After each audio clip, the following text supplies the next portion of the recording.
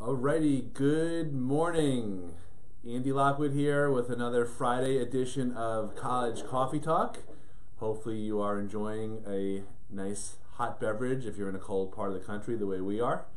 And this is all about these sessions every Friday, 9 a.m. Eastern, are 1 hour long, and they are all about trying to answer your burning college-related questions. Meaning, questions about getting into college, questions about paying for college, financial aid, scholarships, how to negotiate with colleges, how to get off the wait list. You know, that's a reality this time of year, which is the end of December. A lot of kids have applied early and started to hear back from schools.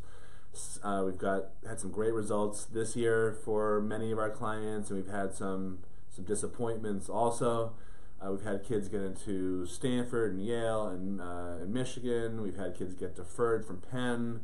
It's like that every year. You know, sometimes we hear things, from other parents or perhaps from other educational luminaries, such as the people who are joining me today here in College Coffee Talk. What was his name? Ludo, L, and Mr. Cotter. So let me see if I can do. Yeah, you can. I'm looking at my screen here. I'm going to zoom in a little bit so they're not as distracting.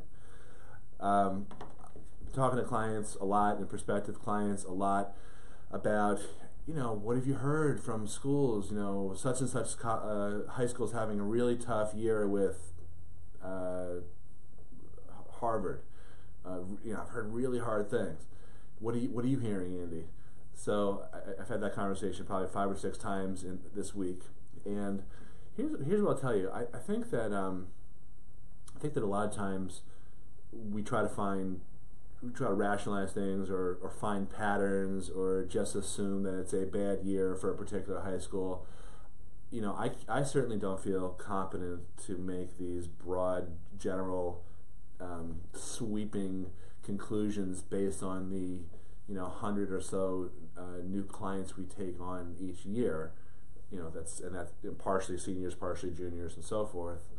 I have a very small data pool, so it's hard for me to extrapolate anything, and I'm not really a trained statistician at all.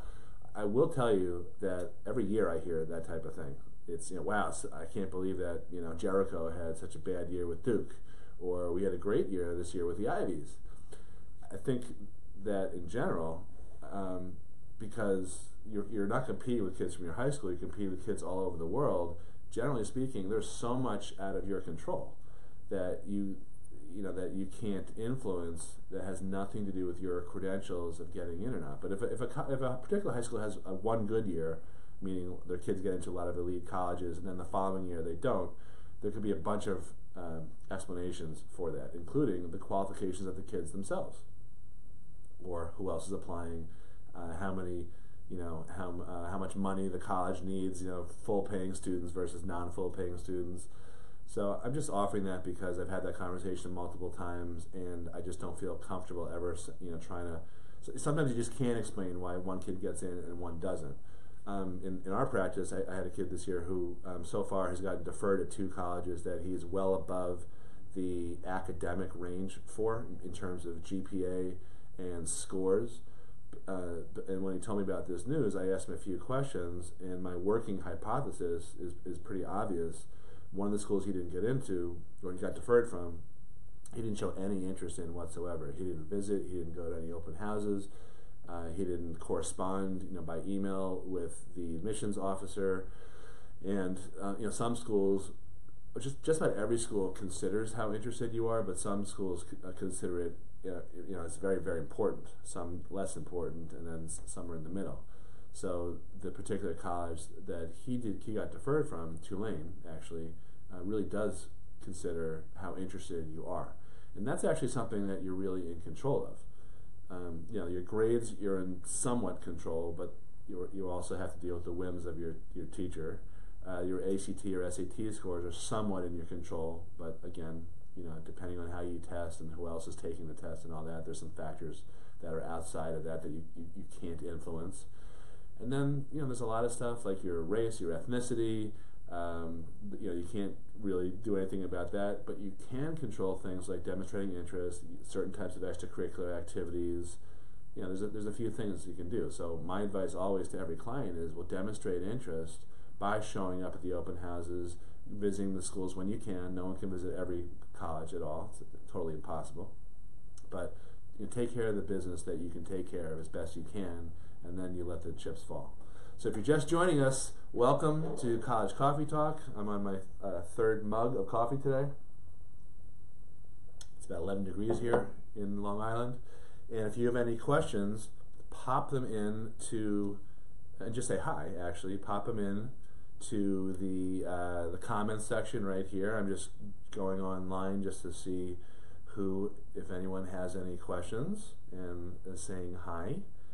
So bear with me. And I always come armed with a few other things that I think are important right now. Who's on? I see Heidi. Good. Heidi's got a good question. Gina, good morning. Heidi, good morning again. Pearl.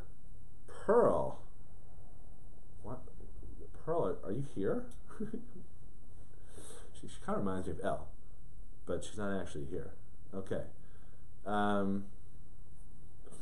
Pearl says she's answering someone's question about the CSS profile, but I don't see the question that she's answering. So Pearl, you just kind of showing off stuff, or or did someone actually ask you that? Okay, Heidi, question number 1. How are you, Heidi? How is the weather down in DC? Question number 1, when do signups begin for the March essay? I think you can sign up all year round, so I believe you can sign up now, and I would do that so you don't get frozen out of any choice locations. And Pearl, we got to do that for Harry. Note to Pearl if you're listening. Hello, Laura. Oh, Louisa, good. You don't live in DC anymore. DC area, Maryland. Jesus. Louisa, I have so much inappropriate stuff to talk to you about based on my last meeting with your daughter, in terms of the strategies, if you know what I'm talking about, that you need to consider doing for her top choice school. Okay, I'm going to leave it out there like that, because even I have some boundaries. Okay, Maryland, whatever. So, okay, Heidi, very good. Laura, as a high school senior, wish I found you sooner. Yeah, well, sorry. Some people wish that, some people don't. All right, so what else is going on? So Pearl is talking about, I don't see that comment anymore. I don't know if she did something to that comment, but she was talking about financial aid stuff. So Pearl can't be with us today because it's 11 degrees. We've got kids hanging around the house, and she is waiting for food deliveries and taking care of some business stuff for us. But we do get a lot of questions about financial aid. I can probably answer a lot of them, maybe not all of them. And it looked like Pearl was answering a question about what gets disclosed for the FAFSA, the federal form, the free application for federal student aid, and differences between that and the CSS Profile, which is a different form that's required by many private colleges that have their own money, and it's like twice as long as the FAFSA and 10 times as hard. And if you're self-employed, which it looked like Pearl was talking about, the FAFSA asks you less information about that. And in fact, there's more traps on the FAFSA if you're self-employed, because it says, it does appear to ask questions, and then it says these questions don't apply to a lot of small business owners, buried in the fine print. So you could get lured into answering a bunch of stuff, telling them too much, negatively affecting your eligibility, and never realizing that you never had to tell them in the first place. So that's actually something we see a lot. But in terms of the CSS Profile, it's much more detailed. And actually, so we're in a new office here. We're about, 3 weeks of actual operations in here. I could probably give a little tour at some point, but on Facebook. But right next door to us is a perfect example of a small business owner who actually fell for that trap. She's a client of ours in the building next door, Tina, and she had done the forms herself. She's a small business owner, and she made a big mistake and ended up getting zero money, like literally zero, from some really super expensive schools like NYU and Syracuse, and schools that are now $70,000 plus per year. And she ended up striking out. And ultimately, when she called me to see if there's anything I could do after the fact, which is next to impossible, I noticed that she had attributed a very high value to her business when she shouldn't have done that. So we corrected that. Pearl resubmitted her forms for her, and she went from getting zero as an initial offer to $25,000, 25 G's from a silly mistake because of something that it's not really silly, it's just buried in the financial aid rules. And she got, she made out, luckily, and it's been 3 years. She's gotten that same award every year for 3 years. So it was a $75,000 mistake that we were luckily able to help her fix. But that's a perfect example of CSS Profile versus FAFSA, the different disclosures. Now, the school, to be fair, the school she was, her oldest daughter had gotten into required both sets of forms, but she made a mistake on one of them, and that affected everything. So you got to be very careful on these forms. All right, what else we got here? Louisa is laughing because she's encouraging my inappropriate sense of humor. All I need. Hope my mom's not watching. Probably not. Okay, so what else? Let me talk a little bit about some of the stuff that's been going on in the office lately. So I've been meeting since we opened this office. I've been meeting with a fair amount of kids, and one of the recurring themes I'm hearing this year, that I hear every year, frankly, is my kid has no idea, where to start in the college search. We don't know what schools to look at. We really have no idea, where they can get in, and that type of thing. So I end up usually talking about, okay, well, let me explain how we think this process should go. And I always couch it in language along the lines of, we are different. When I say different, of course, internally I'm thinking, we're the best, we're the frickin' best, but not everyone agrees with me, so I'm the first to admit that. But the way we look at this process is, I think, for the most part, guidance counselors and school advisors, not just public, but also particularly private private high school advisors, college advisors, I think they have it all wrong. I think that there's an undue, artificially importance placed on where you're going to college in the next 4 years of school. So I've met with a handful of parochial school kids recently, and it seems like all the kids at the local parochial schools have the same holy 12 colleges on their list. It's NYU, I'm sorry, not NYU, definitely not NYU. It's like Fordham, Notre Dame, Boston College, Villanova, Providence, and so on and so forth. And that is great. I have nothing against those schools at all. I think most of them are really, really great schools. But usually this process works a lot better when you're a little bit more expansive in your approach and your reach and thinking. And for me, this process is really, 4 years of college, great, important. It should be one of the best periods, not the best, but one of the best periods of your life. But this process is really more about what happens after those 4 years. And there's not enough emphasis on that 40 years plus after college. That is really why you're going to college, is to get some sort of payoff, some sort of return in that 40 years afterward. So that's one aspect of the approach that I advocate, in our practice. Pearl and I should say, advocate in our practice. It's really more about saying, okay, forget about the college years for a couple of days. Let's focus on, how you're wired and what that could translate into in terms of jobs and careers where you can be fulfilled and you can actually earn a living, get off mom and dad's payroll. So that's actually where we focus, and that's kind of weird and unusual for a lot of kids to think about. So that's sort of phase one. Phase two is saying, okay, well, now let's look at colleges that are reputable in the 4 or 5 areas that appeal to you out of the 10 or 12 that we'll suggest. It's never just one thing. But let's look at, let's back into a set of colleges that are reputable in those types of areas.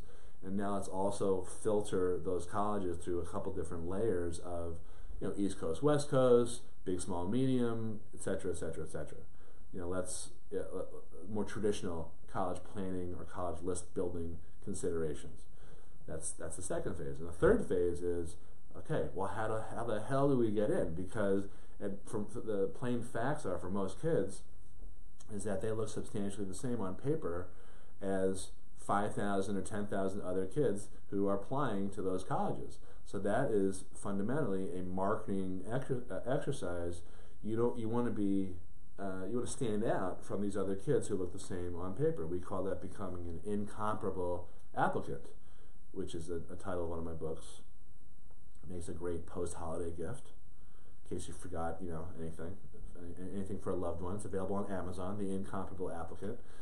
And but that's, it's really an acknowledgement of, okay, so colleges are businesses. Most people get that. But what most people don't understand, especially kids, is that they too are in business. They are in business for themselves. And their duty is to promote themselves shamelessly, or at least on paper, to these colleges to say, well, this is why I'm different. And you can do that by focusing on or creating, if you're a junior or a sophomore or earlier, interesting things that are atypical in your body of work that ultimately will be judged by colleges. And if you're a junior, frankly, you're running out of time, but that doesn't mean that you can't do anything to tweak what you're doing. And then ultimately, everyone, once they apply to college, in preferably the summer before senior year of high school, that incomparable applicant type of stuff comes out in the essays, and it also comes out in the extracurricular lists, the activities that you list on your application. It can come out in interviews occasionally, and maybe one or two other places. But that's really it in a nutshell. It's thinking about what's after college, and then backing into a set of colleges, and then focusing on marketing yourself to get in. And I guess the fourth component is, okay, well, how do we pay? And that's, understanding how the financial aid rules work, how the merit system works. If you're self-employed, if you're a business owner, there may be certain still available, apparently, tax strategies to pay with pre-tax dollars, so you can save a few bucks there. But that's it in a nutshell. And I've been sort of having these conversations over and over with people, so I figured that was possibly on your mind also. Okay, let's go to the questions. Let's go to the mailbag. Okay, what do I see here? Gina. My daughter applied to 3 schools only, 1 out of state, 1 New York State, and 1 home. Heard from all 3 she's been accepted. Good. Did not apply to any high-cost private schools because of affordability. Okay, yeah, because I think what you're acknowledging is I always point out that you might actually do the best from the high-cost private schools. But your question is, she was offered money from the home.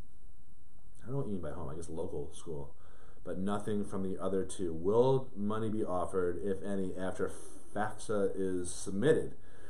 Well, the answer is home/local school. Okay, so the answer is that just by virtue of filing a FAFSA, you automatically qualify for loans, which is probably not what you're looking for. It's not much of a financial award. It's hey, congratulations, you have to pay me back. But yeah, that is what happened. They will issue you an award, which may or may not consist of free money, but it will definitely consist of loans and possibly free money. So if you're talking about merit scholarship, which has nothing to do, for the most part, with your financial aid forms, then that is absolutely offered almost always with admission, in conjunction with the congratulations, you're in letter. Sometimes it comes a week or 2 afterward. If you haven't heard anything either way, not a bad idea to call the school, the admissions office, and just say, hey, I was wondering about my daughter's, or my son, I think you said daughter's, eligibility for aid, and or scholarships. Is there something special? Do I have to do a separate application? Most of the time, you don't have to fill out a separate application, but sometimes you do. That type of thing. I like, in general, just to address your point, I like when kids apply to a minimum of 8 to 10, 12 schools, because I think it gives you more leverage. You have more offers. You can play the schools off against each other. 3 in general is, I don't know if this is probably not going to help you too much. I don't know if you have younger kids or something, or if your daughter feels like filing a bunch of applications in the next couple of days. I certainly have some clients still doing that. But I think it's better overall for admissions results as well as money results to have more offers and more colleges to get into. Even, by the way, even if kids have no interest in going to school in Ohio or out of the area, if you think about it, if you're doing this to get some leverage in order to try to beef up your A-list college, then who cares where else you're applying to a certain extent. It's easier to get into a school out of the area that has a hard time attracting kids from wherever you live, and you're more likely to get money because for the same reason you're more desirable. If you're coming from an area that's underrepresented by a school, for a school wherever you live. So I always recommend if you're applying to 10 or 12 colleges, I like to have 2 chosen primarily for strategic purposes. And again, it's not necessarily a function of, well, my daughter or my son doesn't want to go there. It's less about that. It's more about, let's use them as a bargaining chip only. By the way, most of the time that's all that ever happens, but occasionally kids fall in love with the schools that I choose for strategic purposes because they happen to also meet the same type of criteria that they were hoping for. So, that's another, just circling back to what I was saying before, it's not a bad idea to be expansive in terms of how you're thinking about stuff. Okay, see some more comments coming into the mailbag, the virtual mailbag, fast and furious. All right, Tamara Smith, good morning. I'm looking at some of the school-specific financial aid forms in addition to FAFSA and Profile. Good point, thank you, because sometimes there are additional forms besides just the 2 main ones. And, oh wait, what happened? I lost it. How do I do? I just lost your question. So I'm gonna see if I can get in here and look at all the comments. I'm gonna shut off my volume. All right, here we go. Okay, so additional forms besides the FAFSA and Profile, the colleges are requesting a copy of the company's 1065, which is a partnership return, in addition to personal K1. We're happy to submit our personal K1, but not sure the company will give permission to submit the company's 1065 return. Will this be an issue? Very interesting question for self-employed people. The answer is that you're most likely going to have to come up with the partnership return. I think that's what a 1065 is. It's either LLC or I can't remember. It's not an S corp. It's not a C corp. If she were here, she would be able to tell me the difference. So yeah, I understand for privacy considerations and why the hell should we do that type of thing. But I think that is going to be something they're going to insist on because they're afraid of fraud. K1s can look different than 1065s for some reason. The numbers may not jibe or something. So you're probably going to have to do that. But definitely ask the college. In certain cases, they waive requirements. If there's sometimes family members are partners in something, but they don't get along anymore, but they're still stuck together legally because of financial considerations. And in those cases, occasionally you'll get some waivers from college financial aid offices, but I would definitely try it. I think it's going to be pretty important. So that was a good question. I like that. I would never have answered that. I thought to answer that. Okay, Annie Pagate, I believe. Hopefully that is correct. I have a senior playing college application roulette. That's funny. To see who gives the best bang for your buck. Several music auditions ahead, but so far, full ride at 5 towns. Cool. Pending audition. Do we stop here knowing money's an issue, or keep hearing offers? 12 apps, 12 auditions, etc., etc., etc. Yeah, don't stop. I know it's stinky. I know it's painful, but the more offers you get, the better it'll be. You're probably not going to improve on the full ride offer.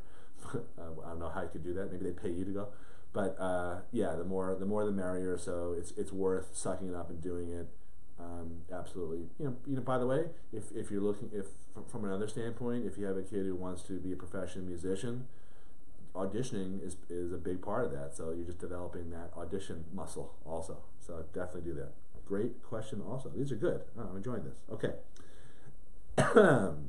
Lainey, Michelle, how do you initiate an appeal letter for aid? And if a school has been generous with merit scholarship, is it greedy to appeal? Lainey, greed is good. In college, here's the way I look at it. I'm not on a high horse, and I don't judge at all. I'm very mercenary about this process. There's a lot of money to be given out, and my feeling is, why not for you? Why not ask for it? So I'm going to tell you briefly how we appeal, and it's really the same for need-based and merit-based, and it's actually easier with merit-based. I mean, to me, that's just bargaining the way you would in any business transaction. I don't think it's greedy. What I think, not to get too sort of esoteric about this, but if you think about your highest and best loyalty, your fiduciary duty is to your own family first. And to me, that means bargaining to get something that you want that's in the best interest of your family. You're not taking away money from any other family. Don't be distracted or confused if anyone says stuff like that. Your first loyalty is to your family, not to the college. So it's not greedy at all. You're really advocating for yourself, and you're doing something that's in your own interests.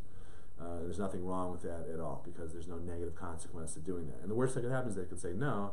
So just try it.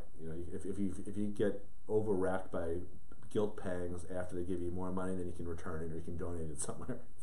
If you really feel that guilty about it, hopefully you don't. So I am just so you know, I'm going to be announcing this after the New Year. We are doing a class.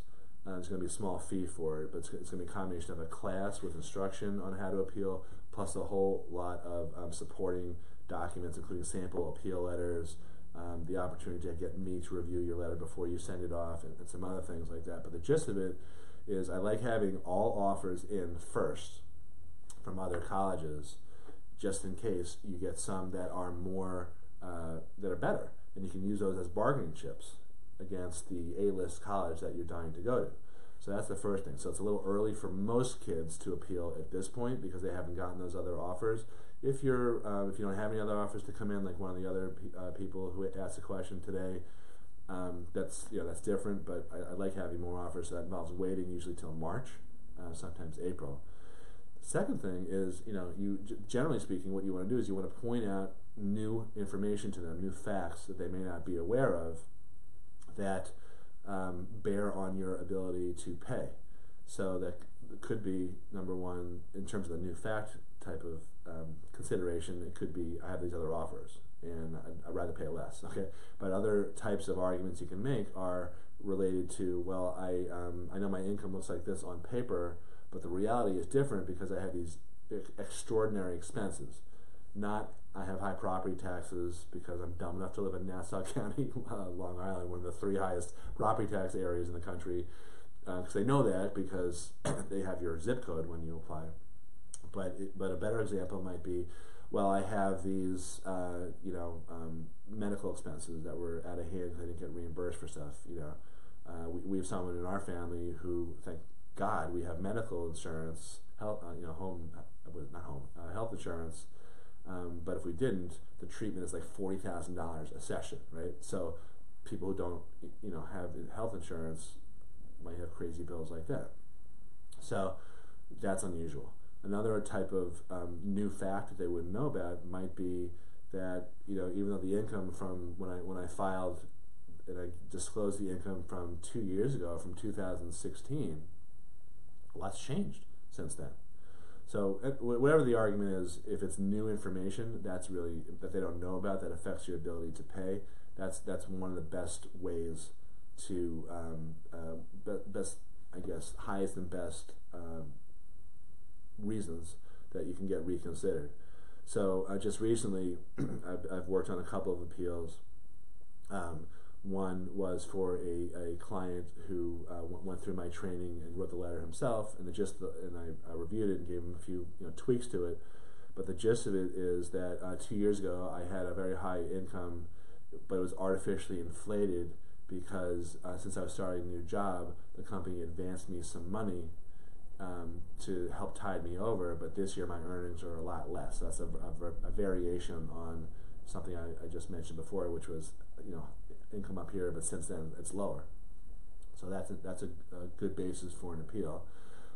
The other one that I was working on involves people who own a husband and wife, doctors who own a few properties because they have a few medical offices, and those properties have a value ascribed to them that's actually a lot higher than reality would indicate. So when the school does its own independent valuation of an investment property, they don't really understand how valuation works. And what we're saying is that the value should be a lot lower because it's really based on cash flow.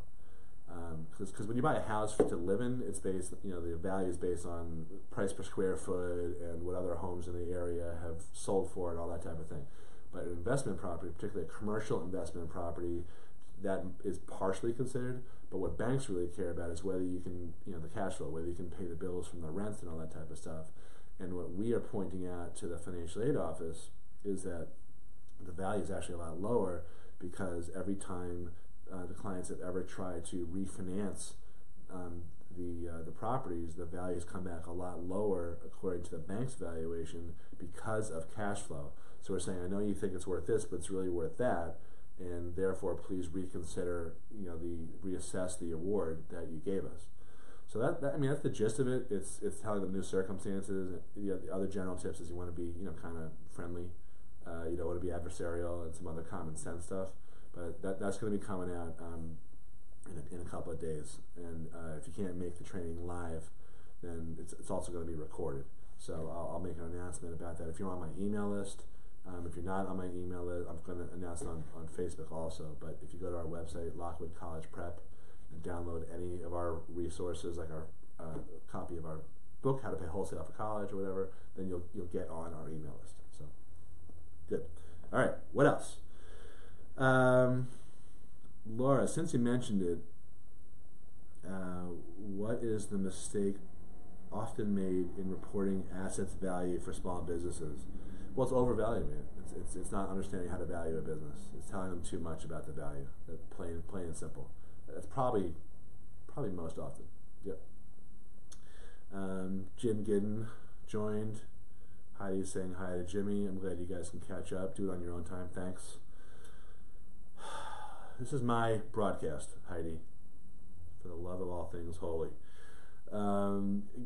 Gabrielle, at a lot of college information sessions, the admissions are, just in case people are wondering if I'm really like this off camera or not, Heidi and Jimmy, I've known them since like 7th grade. And I think Heidi, right? Am I any more polite or less polite in person? Probably more polite in person. Okay.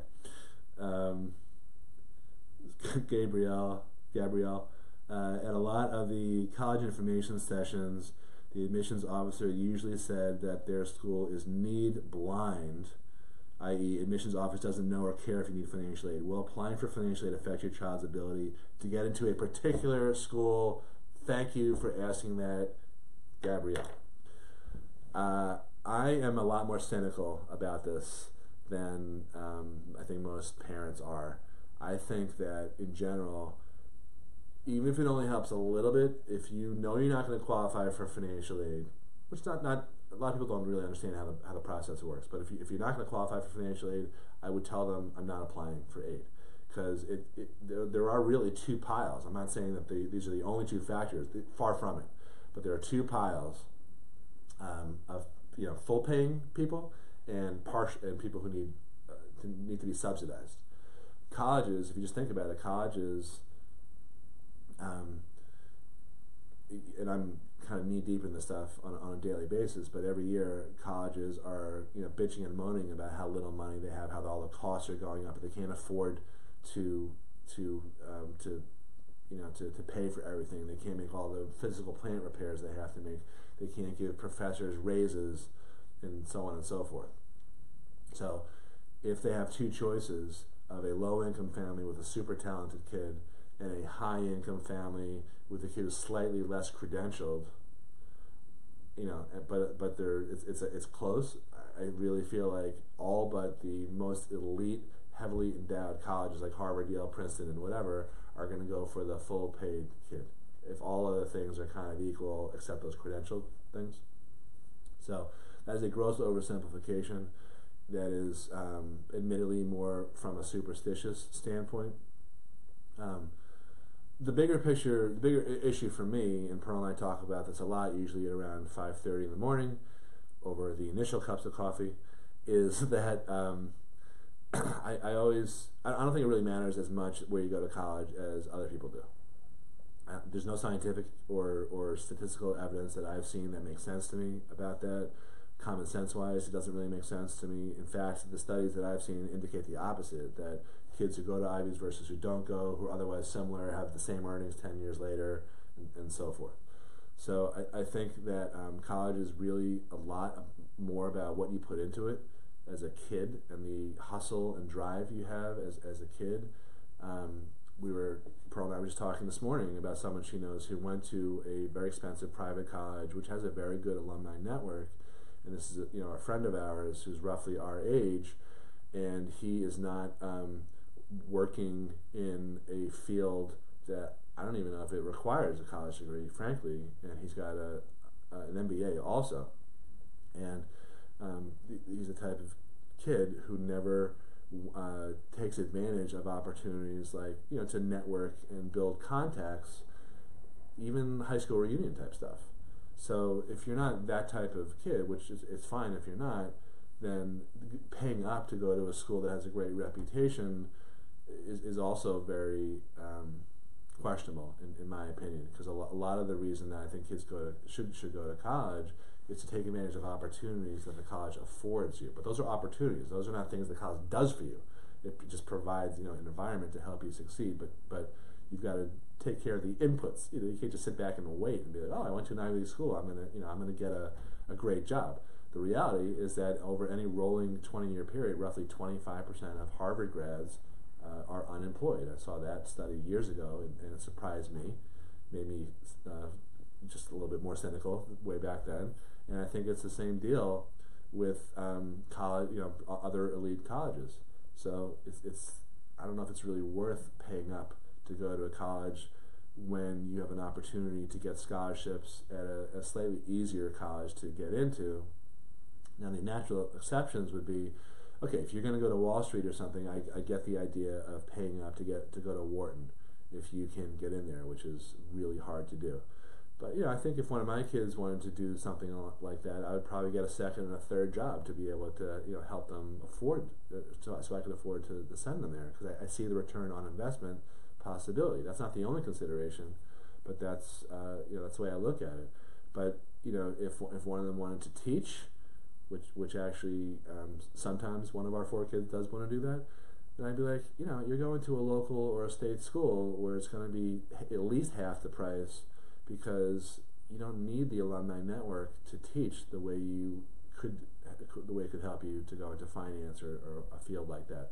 And then there's the whole thing about, how likely are you to go to grad school? So if you're going to grad school, if it's on a scale of 1 to 10, if you're like a 7 or higher, I think there's a very strong argument for going to the lesser undergrad school, where you're going to A, get more money, most likely, and B, you're going to most likely have an easier time achieving a high GPA, which will help you get into the elite grad school, as opposed to if that elite grad school also has a very rigorous undergrad school, like a lot of Ivies and Duke and similar schools. It might be harder to get a high GPA at that particular elite college's undergrad school.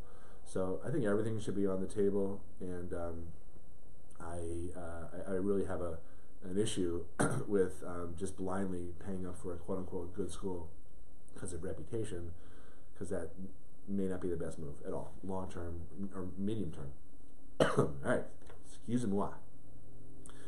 Okay, Heidi with the emojis, emoticons, funny. Tamara Smith, are the business checking and savings accounts of a sole proprietor with no employees excluded from the FAFSA assets? Well, the if you have a separate EIN as a sole proprietor, if you can claim that's a business account, then I think you have a leg to stand on for that. But if you just have like a segregated account but it's still in your name, then I don't think that would work. So without knowing the actual facts, that's the best answer I can give. Please elaborate, please. Lady, you're welcome. All right, Maria. Okay, Maria K. Klevinsky. All right. Frustrated. Daughter attends top-ranked high school in Texas and extremely competitive. She ranks top 25%, high GPA, and strong ACT, SAT. I see why you're frustrated. No, I don't. Okay. Her numbers match up with other high school seniors who are top 5% of their schools when visiting for colleges and applying for merit. Oh, this is long.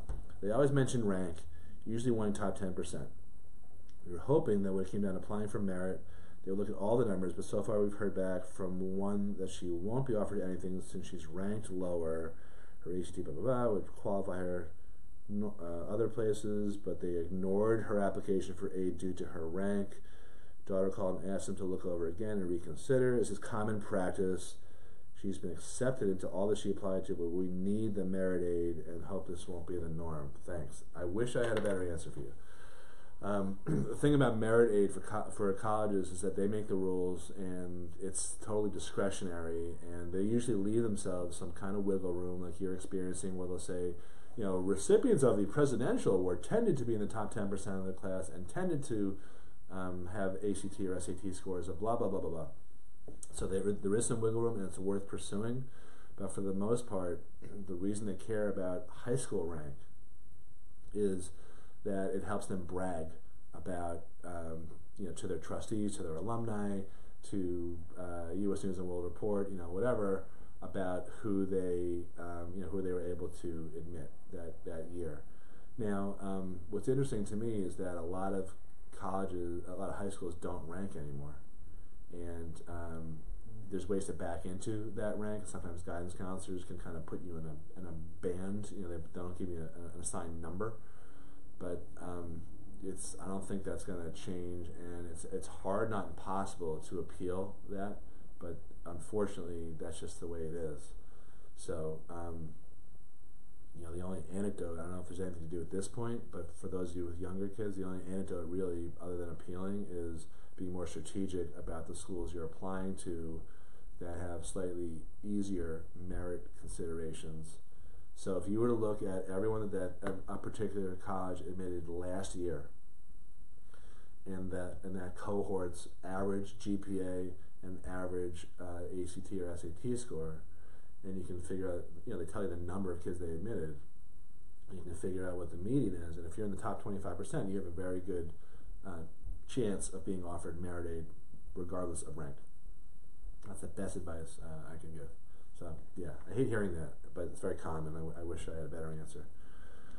How are we doing on time here? We got about, a few more minutes here. Good. So, Laura, best way to determine a student's safe stretch reach schools besides Naviance? Yeah. I'll tell you how we do it, and I have some I have some Naviance issues. I have many issues, but one of them is Naviance related, because Naviance looks at grades and scores. That's great. But it only looks at the kids from your high school, and the reality is you're competing with kids all over the world. So we use a different software that was it's privately available, so it's not, you can't get it on the open market. It's not ours, but it was created by 3 Princeton guys, including a guy who was on the admissions committee of Princeton for 30 years, and it factors in with some sort of double top secret algorithm that I don't really understand, and he tried to explain it to me, and I just kind of lost him, to be totally honest. But it factors in grades and scores and ethnicity, and whether you've overcome an obstacle, and all these other things that admissions officers consider, and then it kind of helps rank the different categories of schools based on 20 or 25 factors. So grades and scores are important. That's a good starting point. But if no kids from your high school have applied to a certain school, Naviance is going to be kind of useless. and the other limitation is grades and scores are roughly, at competitive schools, roughly 60%, 60% of the equation, not as important as Naviance makes them seem. So Naviance isn't a terrible place to start, but it is limited. If you're interested in our subscribing to our software, we don't publicly advertise it. We can work something out. Just private message me here, and I'll put something together for you. By the way, if anyone's interested in any more advice from us, I mean, we do these free coaching sessions every Friday now, but naturally, it makes sense for a lot of people to look for help, whether you're local to me here in New York, or we have clients in Oregon and Iowa and India and whatever. So if you're interested, you can just private message me and we can talk about it. But for the most part, this is just for anyone who just wants some advice. I don't know of any other. I know I'm sure there's other software out there. I just can't personally vouch for it because I haven't used anything for about 5 years other than the one that we use in our practice. But what you should figure out, I mean, just in terms of understanding how the whole thing works, if you were looking at a particular school and you see the average grades and the average scores, what you need to understand is that includes everyone who applied, including kids who dragged down those averages. So brace yourself for the non-politically correct portion of today's coaching session. The kids who drag down the averages are also kids who are very highly coveted by these colleges, including underrepresented minorities, including legacies, including recruited athletes, maybe even international students. Those definitely tend to drag down those averages. So if you're looking at the averages and you're not in one of those categories, if you're a plain old white dude or white girl, and you, by the way, I'm not racist. I like white people. I think everybody should have a white friend. Many of my friends are white. Okay. So if you are not a special category, and when I mean plain old white dude, I mean you could also say Asian American or Jewish American or whatever. So if you're not, and you're looking at these averages, and you're in the middle, you really should not be lured into complacency. You really should be thinking, okay, I actually need to be in the top 25% to have a very good feeling about my chances of getting in, because I don't have these other compensating or mitigating factors. And that's advice that doesn't even get thought about or gets ignored. But then what happens in senior year is a bunch of kids will, they think they should be getting to certain schools just based on pure academics, but they don't understand that there's many, many slots, at least 2/3, according to most estimates, of the slots at most competitive colleges are reserved for non-academic reasons, for stuff that has nothing to do with grades and scores. And again, a lot of those non-academics tend to drag down those published averages. Now, I've talked about this a lot. Sometimes people respond with nasty, angry emails like, well, my son's African American and he has great grades and he got into blah, blah, blah, blah. And I'm like, okay, great. I'm just giving you the averages. We have all sorts of clients, kids that we work with, underrepresented minorities, transgender, Native American, Latino, whatever. And what we're able to explain to them and show them using our tools, including our software and whatever, is that they have a better shot at getting into these elite schools than people who are not. And I don't judge. I don't think it's fair or unfair. I just think that's the way it is. I don't really care. I'd rather operate, here on planet, the way things work on planet Earth, as opposed to the way that some people wish things could be. And that's just the way it is. So you have to acknowledge that. You got to get real and acknowledge that and understand the ways of the world, and then you can act appropriately and come up with a strategic college list and decide what to emphasize and how to market yourself and position yourself and all that type of stuff. So that's a long-winded answer, but I thought it was important to be fulsome. Okay, let me go into the questions here. Okay. All right, Annie, my son's an Eagle Scout. That is cool. Besides NESA scholarships, which are hard to get, are there colleges that give scholarships to an Eagle or something to bring out the colleges we apply? It's definitely the focus of ComNap essay and mentions that in the first sentence. Okay. I think you should mention Eagle Scout every third word.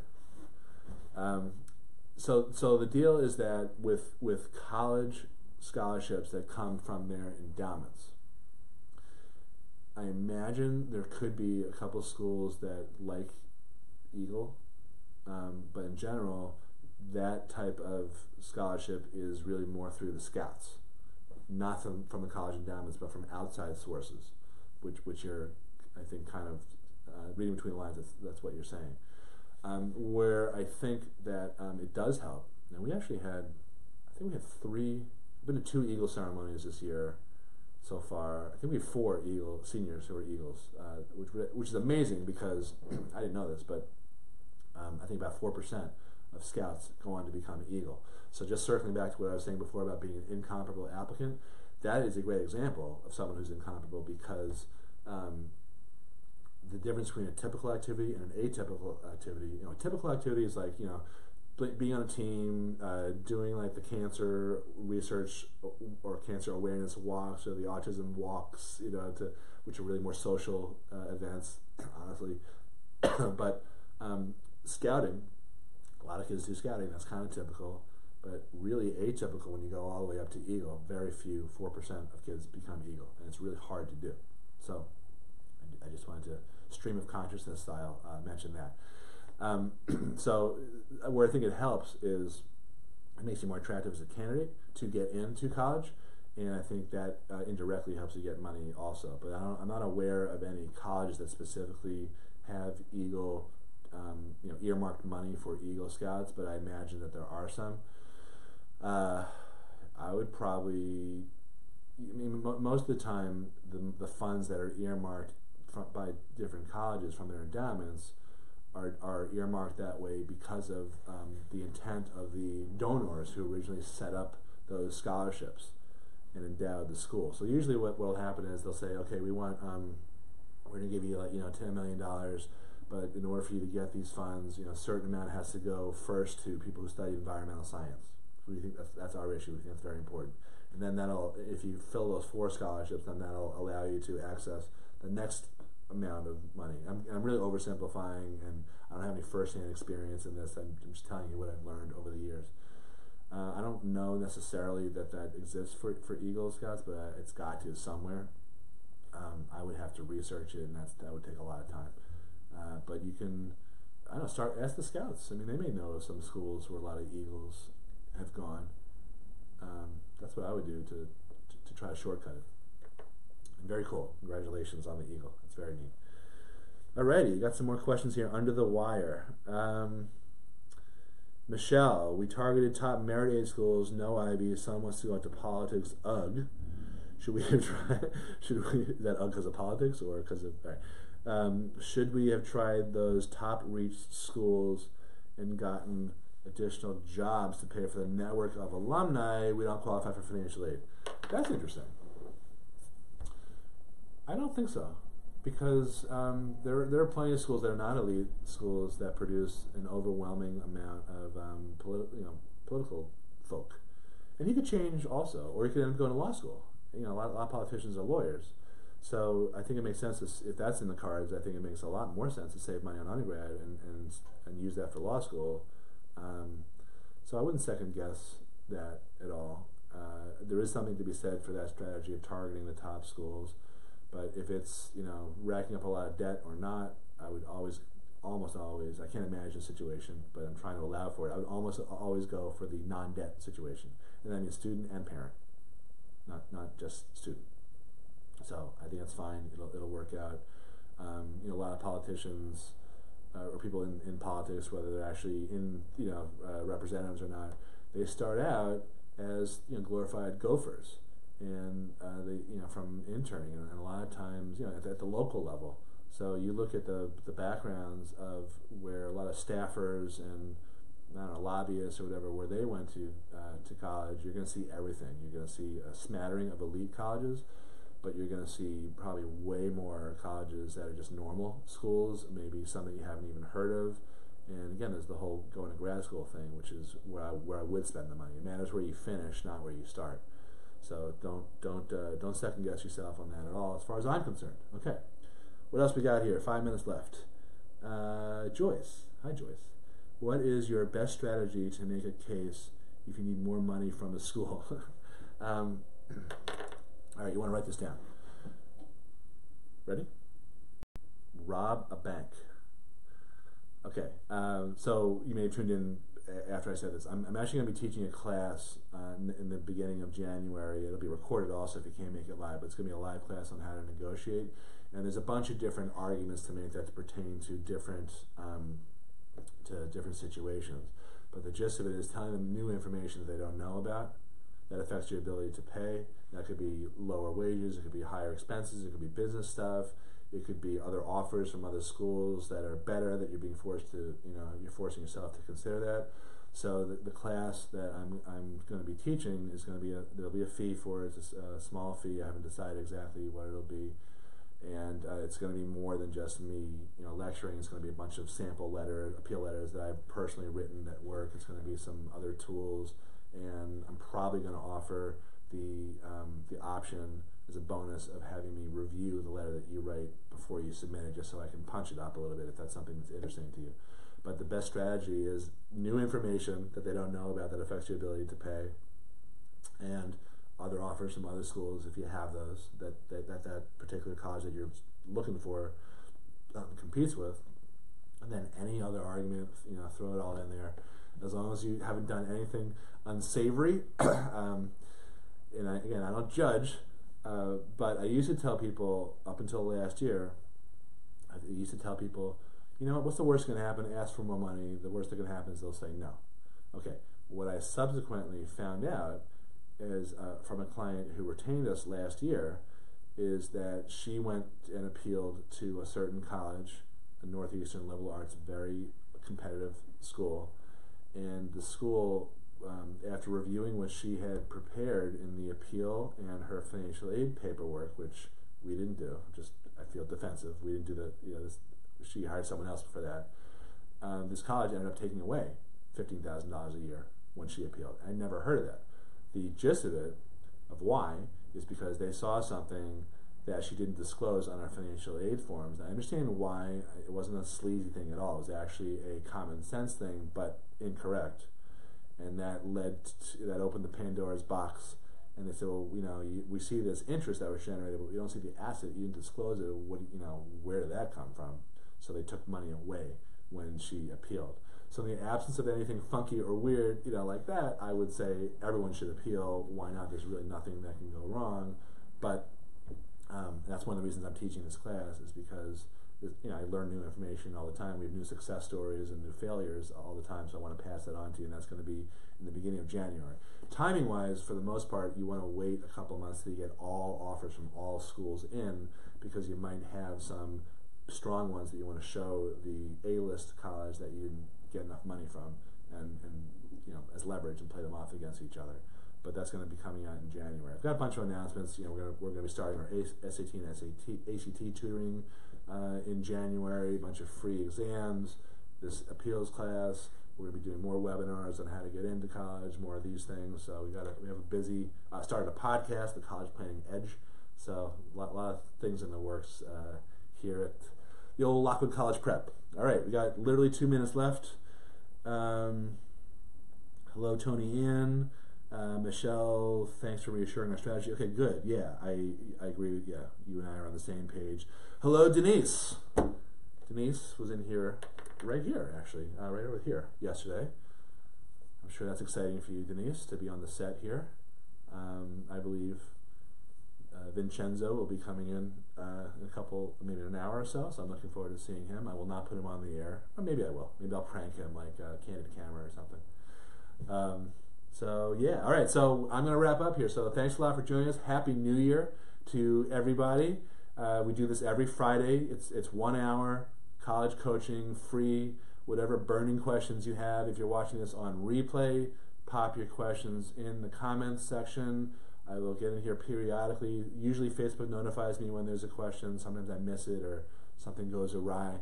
But this is the opportunity to get your questions answered, because I'm phasing out the one-on-one free advice. Hey, I got a quick question. I just don't have the time as the way I used to have to do that, and it's kind of an energy suck for me also. Just because I have a hard time keeping up with my paying clients. But I'll keep doing this as long as I get questions and people coming on, and I just want to try to help out as much as possible. So if you have any personal, private, one-on-one questions that you don't feel comfortable, saying on the old Facebook that you don't want Zuck to see, then private message me, or you can email me at vip@andylockwood.com, which I should probably put in comments right here.